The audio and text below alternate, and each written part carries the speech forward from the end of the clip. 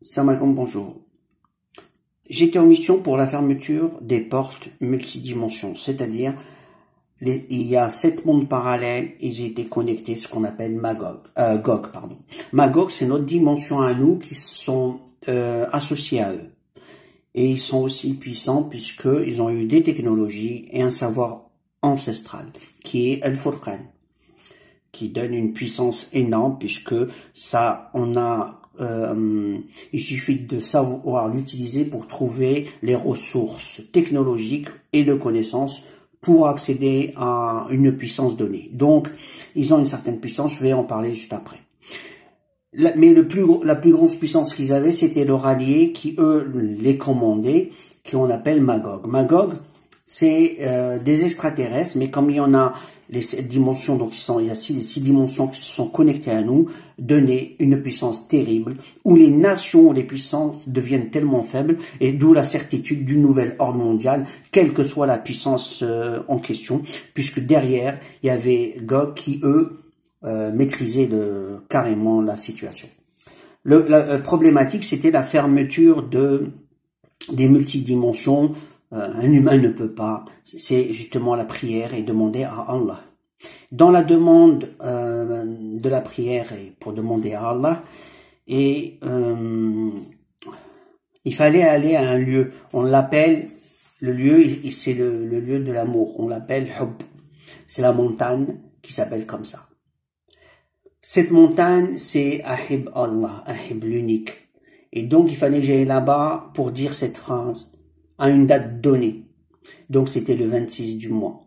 Il fallait que je sois là-bas. Ce lieu est un lieu sacré ancestral, connu par les anciens. Je pense qu'ils savaient l'importance, mais je ne savais pas s'ils connaissaient le nom. De mon côté, c'est en tant que musulman, on a 2 lieux sacrés connus directement, qui est la Mecque et du côté de la Palestine. Donc on a 2 territoires qui sont de grande importance. Je peux vous dire que celui-là, c'est le 3e. Mais je l'ai pas donné, ça fait 2 ans que je le sais, je l'ai gardé pour pas qu'on nous empêche d'y aller, surtout qu'on m'empêche d'y aller, et je savais l'importance que c'était. Donc actuellement, j'ai pas révélé le lieu, mais certains pourraient peut-être le reconnaître, et il est en Europe. Voilà. Donc je me suis déplacé là-bas, et c'est en Espagne, pour plus d'éclaircissement. Et il y a bien une raison pourquoi les anciens sont partis en Espagne. Maintenant, revenons à la mission elle-même. En allant prier là-bas, c'était une demande à Allah pour la fermeture des multimondes. Et pendant l'aller, c'était dur. Rien que pour aller de là en Espagne, pour sortir de la maison, j'avais plus de force. Fatigue et j'en passe. Je suis tombé malade et ainsi de suite. Donc en conclusion, j'avais une impossibilité pour partir, et quand j'ai réussi à y aller par la grâce d'Allah, arrivé à destination, c'était pénible. Pourtant, normalement, c'est des vacances.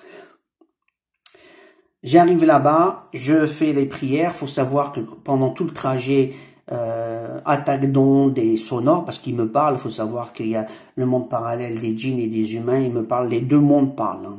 Donc c'est des lasers et ça parle, ça s'arrête pas. Ils mettent des intelligences artificielles, ils n'arrêtent pas de parler. Tout ça pour me fausser la donne entre le vrai et le faux, c'est leur objectif. J'arrive là-bas, j'ai prié et j'attendais que le résultat de la prière, si c'est exaucé ou pas.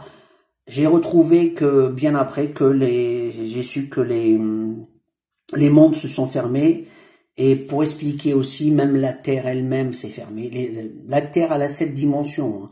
Dieu a créé 7 dimensions parallèles, pas 7 terres. Les terres, en termes de planètes, il n'y en a pas que 7. Hein. Il y a des millions de planètes dans l'espace, mais il y a 7 dimensions parallèles. Donc, quand on dit les 7 terres, les 7 cieux, les 7 terres, c'est les 7 dimensions en termes de terre,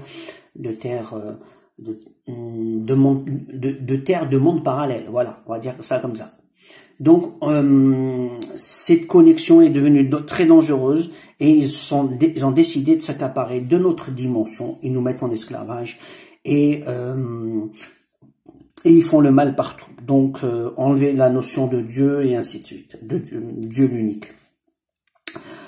Les partisans qui ont été manipulés par des sciences et des connaissances qui s'appellent Magog, donc ils sont pas de nationalité, ils sont multinationales, et ils sont infiltrés partout. Ça, tout le monde le sait, il n'y a pas de problème.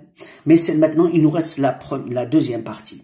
La deuxième partie, ils ont des systèmes sonores, et nous on est comme une antenne, on est comme nos chakras, notre énergie, on est une antenne. Donc on peut nous envoyer un signal. Il suffit de connaître la fréquence de la personne. C'est une sorte d'empreinte. On a une empreinte corporelle, et cette empreinte corporelle, on peut émettre un signal pour cette personne avec un système technologique. J'aime pas trop parler dans le technique parce que de temps en temps les gens ça les fait fuir, mais bon voilà, l'idée c'est nous on est une antenne, et quand on connaît l'empreinte de cette antenne, on peut cibler cette antenne, donc la personne. Tous les humains, on peut les cibler. Maintenant, en imagerie, on prend une image. En médecine, on peut regarder le corps à l'intérieur, on peut le traverser. On peut traverser aussi des murs pour voir. Donc, on peut, avec une certaine puissance, utiliser un système laser pour voir à distance, très loin, et voir le contenu de qu'il y a dans la maison et voir qui est là-bas. Mais cette distance, elle est relative selon la puissance et les choix qu'on fait. Donc, au niveau de la planète, avec les systèmes qu'ils ont, on peut voir n'importe qui, n'importe où. Ils ont cette technologie, ils ont installé le matériel qu'il faut. Donc, ils peuvent nous voir où qu'on soit et nous attaquer où qu'on soit. Sauf si on a des technologies pour les empêcher. Il y a deux approches. L'imagerie, c'est par des ondes. Il y a aussi l'attaque sonore, les vibrations sonores. Le son pénètre le corps et peut altérer ou l'aider. Un son, c'est une énergie qui traverse le corps et on peut faire soit du bien, soit du mal. Regardez la mémoire de l'eau. Quand on dit à l'eau d'une belle phrase, elle prend une belle forme. On dit une méchanceté, elle prend une mauvaise forme. Donc on voit bien que les sons, et c'est énorme en termes de structure de l'eau qu'il y a dans le corps. Il faut savoir que la cellule, à l'intérieur, il y a de l'eau, et donc on peut dire que la cellule vit dans un océan d'eau, on va dire. Et si l'eau à l'intérieur, on est en plus de 70% d'eau, et structuré d'une mauvaise façon, ça alterne le bon fonctionnement du corps et de notre énergie.